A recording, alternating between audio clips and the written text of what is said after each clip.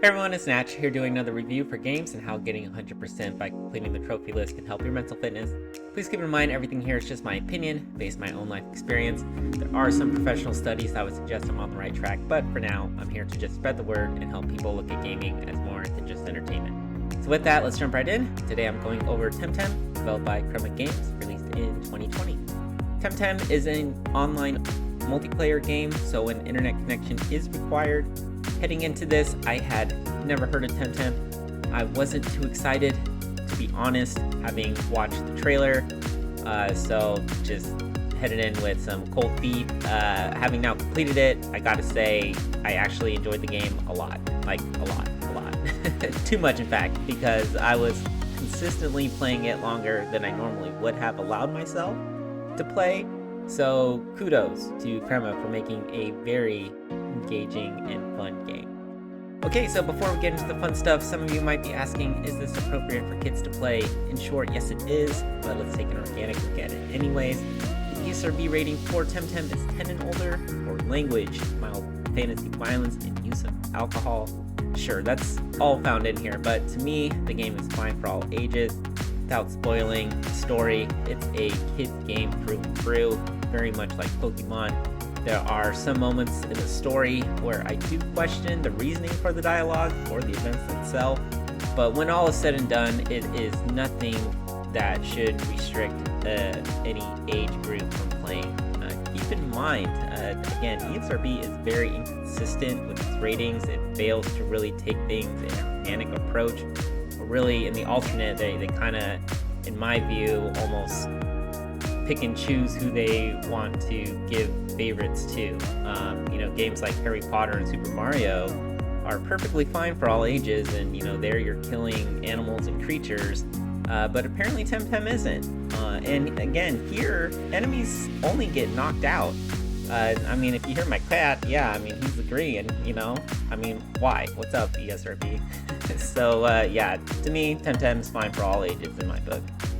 Alright, so now you may be wondering, just how long will this take to get 100%? Well, to be honest, a lot of that will depend on the skill set of the player. For me, I expected Temtem would take me over 65 hours to get 100%. That was definitely the case here. So I'm confident in saying it would take anyone at least 30 hours, really, to get 100%. The biggest factor here is multiplayer.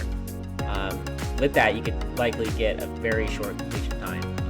If you can find someone willing to help you, it's going to save you a tremendous amount of time, like a lot.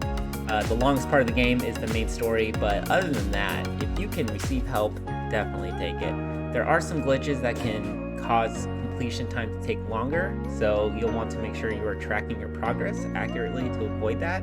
The trophy list is easier than it looks, but it's still a challenge for sure. And if you'd like to see the guides I use, they will be in the video description below.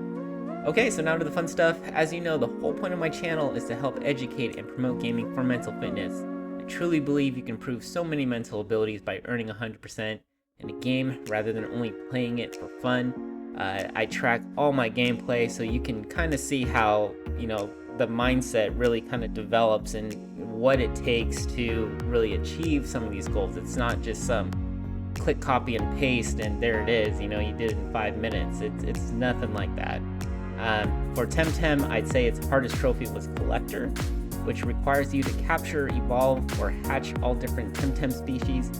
There's 164 of them total that you'll need to do this with, 3 of which can only be obtained by completing layers yourself, and another that can only be obtained by trading with another person. There's also a glitch where it may show you that you have properly acquired Temtem in this manner and that it counts towards the trophy, when in reality it hasn't.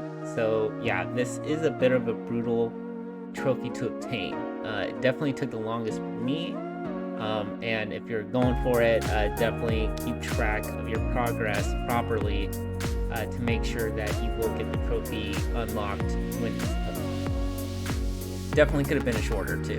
Definitely. There were a lot of things I could have done personally to shorten that completion time, but again, it was a challenge. It did still require me to think and be creative in solving and obtaining everything as efficiently as possible. and it's something I never would have done if I was only playing the game for fun. On the flip side, the hardest trophy on its face is Elite Layer Explorer, which requires you to complete a layer with a three-player team when normally it's 5-player. From what I heard going into this, it did in fact sound like it was going to be very hard, and that was going to be the challenge. To me, thankfully though, it wasn't. In fact, I got it in on my first attempt, on the first layer I attempted, and then again on another layer I attempted. And in the first attempt, I had a player drop very early on, so it was essentially a 2-player layer run. So that was fun. Normally, again, people do this in groups of 5, so 3 is very challenging. But if you prepare just right, you'll be just fine. Luck is not needed as much as people would suggest. And before we call it a wrap here, let's talk a bit about improvements. When I think about trophies that would have reflected Temtem and have been helpful for mental fitness, nothing really comes to mind. I felt the developers did a great job incorporating all of the game into its trophy list, and anything more would have just been duplicative or outside the bounds of what Temtem was intended to be. I do feel with new seasons that they were doing, they could have copied something similar like other multiplayer games in the similar aspect and had patch or DLC trophies kind of tied to their season pass, and that would have been something, nothing that comes with every new season that requires people to continue to play, but it would have just been kind of something nice because obviously they added something a bit more as they included new content. And obviously, if they could fix these glitches, that'd be great. But trophies are still available. They're just a little bit harder to obtain. So, not gonna complain. Okay, that's a wrap. Again, I was pleasantly surprised how much I